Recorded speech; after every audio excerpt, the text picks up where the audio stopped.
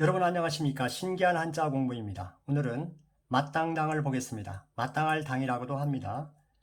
억섭당년이란 말에서 당이 되겠습니다. 네이버 사전에서는 억섭당년을 오래전에 지난 일을 돌이켜 생각함으로 되어 있습니다. 그러면 마땅할 당을 보겠습니다. 위에 한자에서 아랫부분 밭전자가 부수가 됩니다. 총 13액입니다. 그러면 마땅할 당이 사용된 말들을 보겠습니다. 노당익장이란 말이 있습니다. 이 말은 늙었지만 의욕이나 기력은 점점 좋아지는 것이죠. 그래서 노익장이라고 합니다.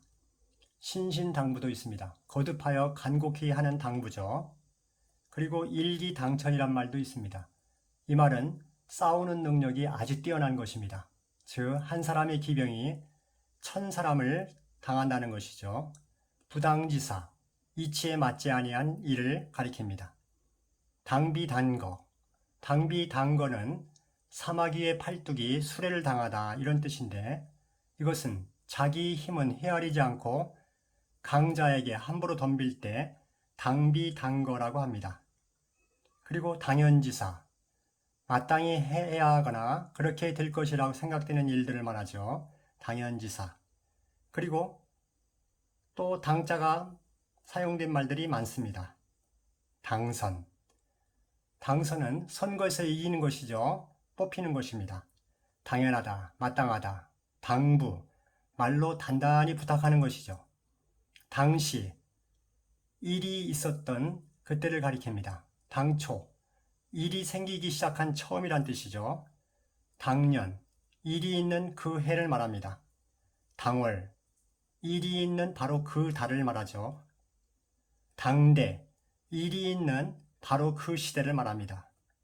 당국, 어떤 일을 직접 맡아 하는 기관이죠. 당사자, 어떤 일이나 사건에 직접 관계가 있는 사람을 당사자라고 합니다. 당첨금, 로또 복권에서 뽑혀서 돈을 받게 되는 금액이죠. 그리고 당위성, 마땅히 그렇게 돼야 할 성질을 말합니다. 그리고 또 있습니다. 부당, 이 말은 이치에 맞지 아니한 것이죠. 온당하다, 판단, 행동이 사리에 어긋나는 것이 아닌 것, 그러니까 어긋나지 않는 것을 말합니다. 의당, 마땅히 이런 뜻이죠. 응당, 그렇게 해야 되는 것이 옳다는 것이죠. 정당, 마땅하다는 것입니다. 수당, 정해진 봉급 외에 따로 주는 보수죠. 가당, 대체로 사리에 맞다 이런 뜻이죠. 그래서 이때는 가당치 않다 이렇게 쓰입니다. 합당, 알맞은 것이죠. 지당, 지당하다, 당연하다는 뜻이죠. 개당, 한 개당, 두 개당, 낱개의 물건을 하나하나 가리키는 것이죠.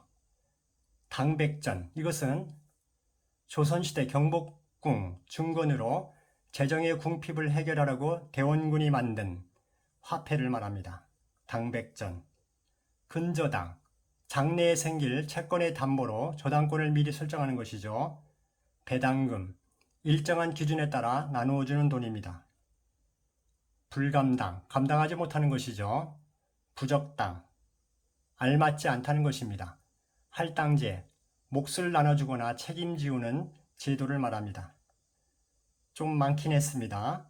그리고 마땅하다는 말은 흡족하게 마음에 들다 이런 뜻입니다. 그리고 목화, 이것은 무명실 원료죠. 솜을 만들고 씨는 기름을 짜죠. 무명실이란 말은 솜을 자아내 만든 실을 말합니다. 이때 잣다, 이 말은 물레로 솜 위에서 실을 뽑는 것이죠. 목화 그림이 보입니다. 하얀 솜이 보이죠. 그러면 위에 한자를 보겠습니다. 작을 소, 그리고 지붕을 줄여서 집, 그러면 저는 소집이라고 봅니다. 그리고 입구, 가나다라마, 소집말을 순서를 바꿔서 소와 미음을 먼저 솜, 그리고 집, 솜집으로 봅니다. 써보겠습니다. 소집, 마, 솜집. 그리고 밭전자는 밭으로 보기도 하고 그대로 밭전자니까 전으로 보기도 합니다. 그러면 솜집밭, 솜집전이 되겠죠. 발음하시기 전에 솜집밭에 목화가 있는 것은 당연합니다. 솜짓밭에 목화가 있는 것은 마땅합니다. 이런 의미를 담아서 발음해 보겠습니다. 솜짓밭, 솜짓밭, 마땅할 당. 솜짓밭, 솜짓밭, 마땅할 당. 솜짓밭, 솜짓밭, 마땅할 당. 솜짓밭의 목화는 마땅합니다. 써보겠습니다. 소집마, 솜집, 밭, 쩐자, 솜집밭, 마땅할 당. 감사합니다. 좋아요, 구독 부탁드리겠습니다.